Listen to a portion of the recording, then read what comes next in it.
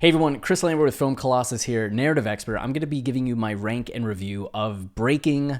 Uh, this is a movie I wanted to love. As soon as I saw the trailer, I knew that it was either going to be one of the hidden gems of 2022 or something that was just frustratingly close to greatness. And I think it ends up a bit more in that frustrating category. You can see I gave it 2.5 out of 5, which puts it in the neutral category of my rankings. And out of the 29 movies I've ranked in 2022, it comes in at 25, which seems low, but that's just because there's so many movies that I've ranked pretty highly. 24 above it, right? That are from the neutral category up to the amazing category, which just means I've seen a lot of great things. So even though this is low on the rankings, it's not as bad as it seems. This is a movie I would recommend to people because it's one of those ones that's either going to really strike a chord with you and you'll be like, that was great, I'm happy I watched that, or it's just going to feel a little dragged out. And I feel like at worst, people will say, that was pretty good. Like it could have been better, but it was decent, which is why I put it in the neutral category, because I think a lot of people just feel like, okay, I didn't hate my time watching it. And with that said, I do think this is a very admirable movie because it's telling the true story of Brian Brown Easley, and it is sticking to the facts throughout the movie so much. It gets a lot of the details right and really went out of its way to get details right. And I want to just give that a little bit of an applause because you don't see a lot of movies do that. They're like, oh, we're based on a true story, let's just change everything for fun. And I hate that. Like, I really do hate that. So I want to give credit to this film for being so true to life and getting at the tragedy and horror of the government essentially ruining Brian Brown Easley's life. Like, you imagine if Veteran Affairs was better at what they do and better managed and not crushing in how it treats individuals, Brian's still alive today and maybe even thriving.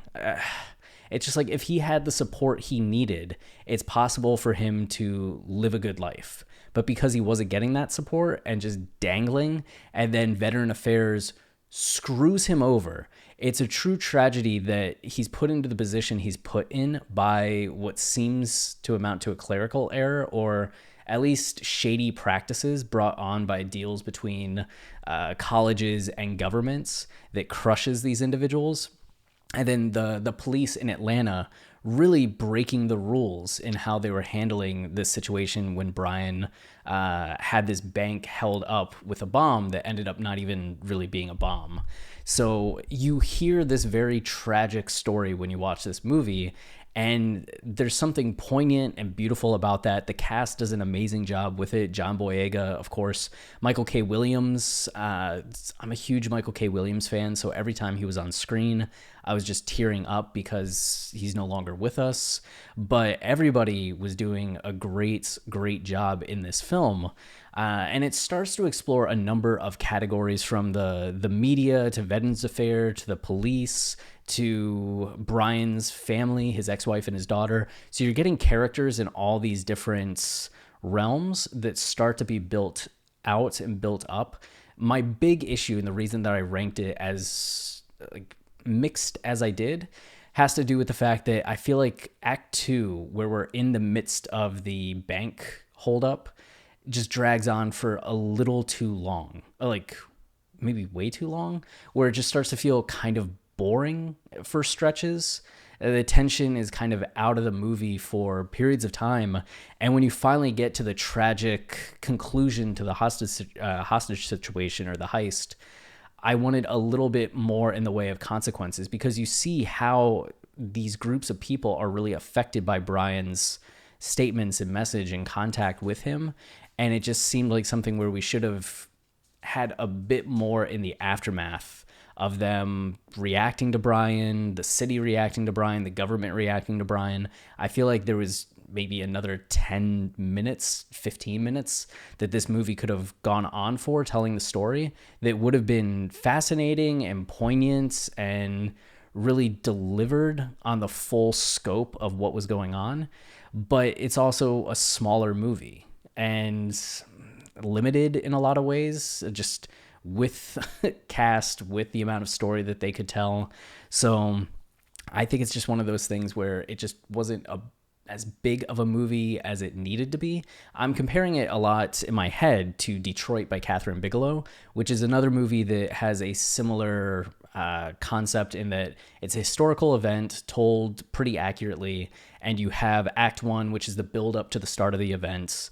In that it's a party that the police show up to, and here it's Brian getting fed up and deciding to go to this bank and have a heist and try to get his message out there. And then the Act Two is this very extended thing. In Detroit, it's this hostage situation where the police are the ones holding the people at the party hostage.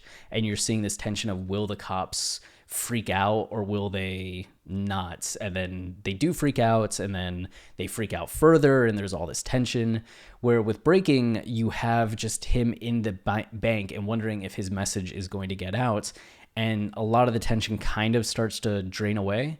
The real difference is in Act 3, where Detroit really follows up on the aftermath of that day and those events, and you continue forward with the story just a little bit more. And in Breaking, you don't. It's like as soon as the tragedy occurs, you have this bit of an epilogue, and then it cuts. So I like just a tad bit more, but I do think this is a very admirable movie. I think it's a very worthwhile movie, and that you should check it out if you have any interest in it at all.